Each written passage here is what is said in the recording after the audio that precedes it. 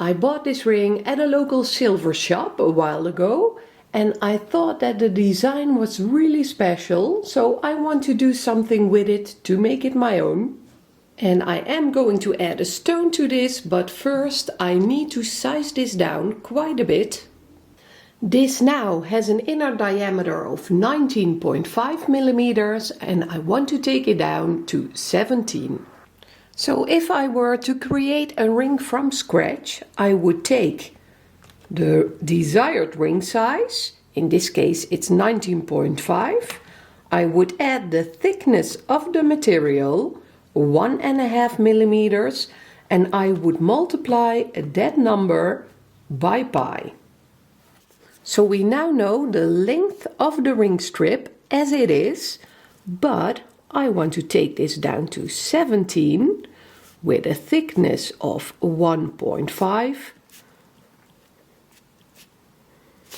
And I do need my calculators for this part. Times pi is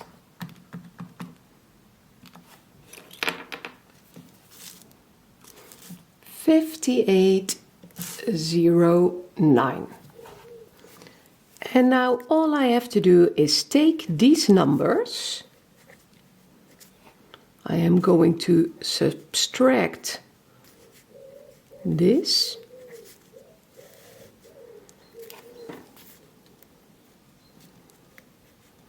And now we know exactly how much material to remove.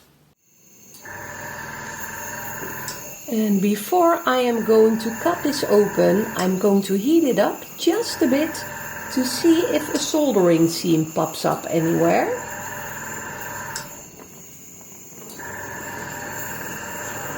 Because I'd rather cut there than create an extra soldering joint.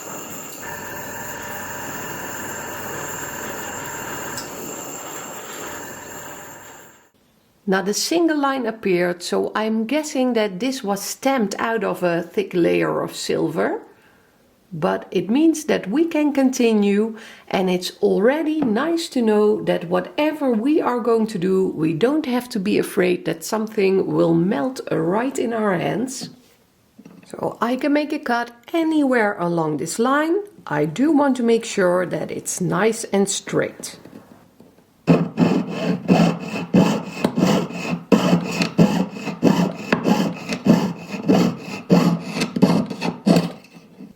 We already calculated the amount of material I am going to take away, and I think that it's easier to take this off of a straight piece of metal. So I am going to straighten this out a bit so I can get an accurate measurement.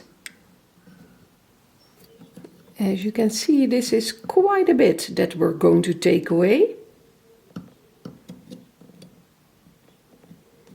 I'm going to mark it with my calipers,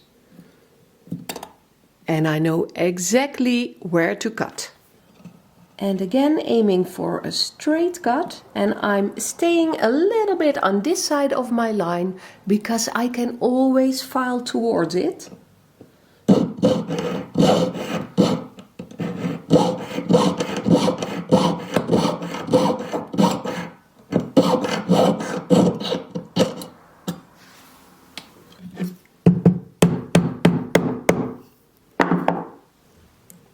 I'm gently bending this backwards, and we can round out the ring further on. So I just have to make sure that these two parts align. And a small tip, you can see here that the lines align perfectly. I can run over my finger. This is perfectly smooth, but I am left with a gap on this side. There is enough tension on this ring because I have been bending it quite a bit to get to this point, and if I now run my saw blade right through that opening,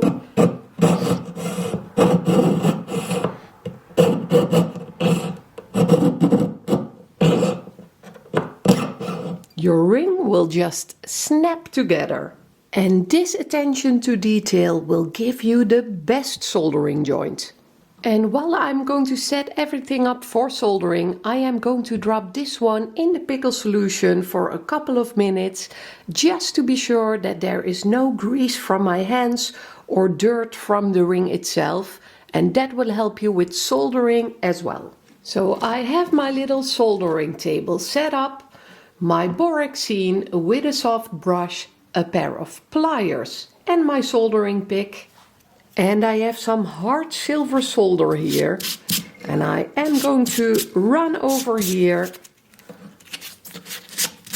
with this sanding paper just to make sure that my solder is clean as well. And I am going to make sure that I have a couple of pieces of solder on here, just in case I need a bit extra or I drop some. I am gently warming up my entire piece, and since this flux, the borexine that I am using, will prevent fire scale or fire stain from happening as well, I am really coating my entire piece.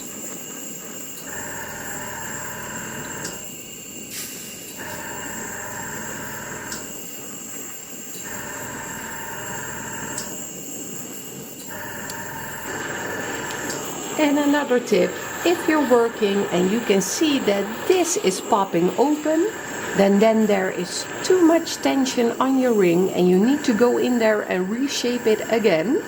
But do make sure to anneal it in between. I am heating everything up, and when the borexine is turning honey-like, I know that this is the time where I can add my solder.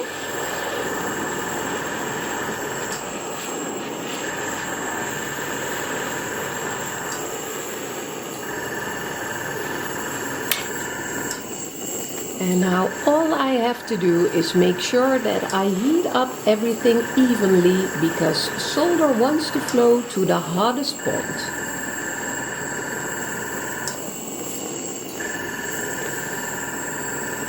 I am going to move this just a bit, that's better. And try to use hard solder whenever you can, because that is the strongest solder, and because it contains the most pure silver, it won't discolorate as much as the other solders.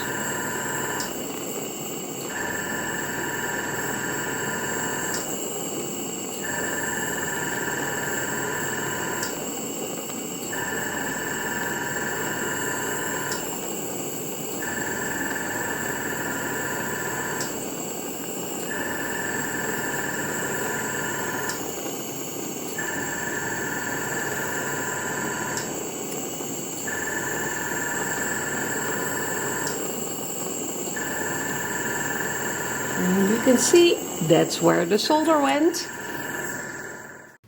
After soldering, quench it in some cold water. And if you're watching from YouTube, I'm afraid that this is the point where I'm going to log off. I really hope you enjoyed learning this much. And if you want to watch the rest of this video, then click on the link in the description below and you will be forwarded to my Patreon channel, where you can watch the rest of this video, and I really hope I'll see you there.